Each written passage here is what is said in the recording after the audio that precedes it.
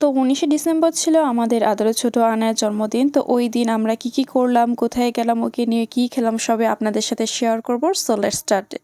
বলো কোনটা নেবে? এটা। এই বছর আমাদের কুটিপুরিটা 2 বছর পূর্ণ হলো, তাই 19 ডিসেম্বর রাত 12টায় আমরা আনার জন্য ছোট্ট একটা পার্টি রাখি।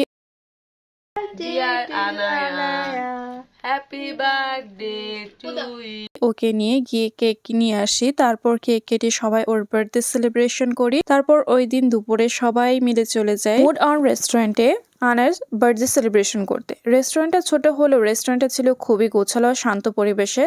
তার চাইতে বড় কথা হলো রেস্টুরেন্টে আমরা ছাড়া কেউ ছিল না, তাই মনে হচ্ছিল পুরোটা রেস্টুরেন্টে আমরা বুকিং দিয়েছি। এইদিকে আনার বড় মামির বোন তার জন্য একটি কেক স্পন্সর করেছে, তাই এই রেস্টুরেন্টে বসে আমরা আনার জন্য আরেকটি কেক কেটে নিলাম।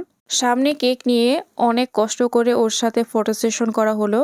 আর মোহাম্মদকে চিপস খাইয়ে দিতে গিয়ে মোহাম্মদ অ্যাক্সিডেন্টলি ওর হাতে কামড় লাগিয়ে দেয়। যাই হোক, এদিকে আবার আমাদের খাবারও চলে এসেছে। খাবারে ছিল নাচোস, অন্থন, স্যুপ ও প্লেটার। সত্যি বলতে খাবারটা অসাধারণ ছিল, বিশেষ করে স্যুপ ও অন্থন। তাই আমি রেকমেন্ড করব একবার হলেও এই কম্বোটি ট্রাই করতে।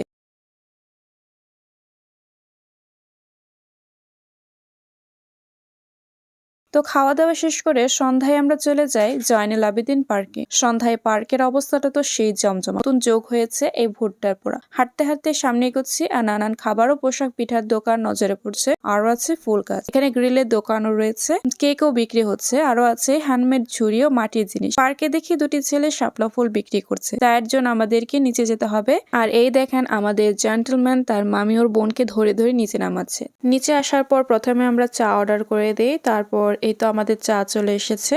আমরা এখানে বসে কিছুক্ষণ চা পান করি, তারপরে কিছু সময় আড্ডা দিই। আড্ডা দেওয়ার পর তারপর উপরে চলে আসি। উপরে আসার পর এই বড়িগুলো দেখে বড়ি ভর্তা খেতে মন চাচ্ছিল, তাই নিয়ে নিলাম। আর আনুষা বলছিল ও খাবে হলো ভুট্টা।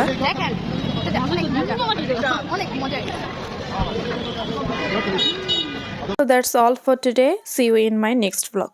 Allah Hafiz.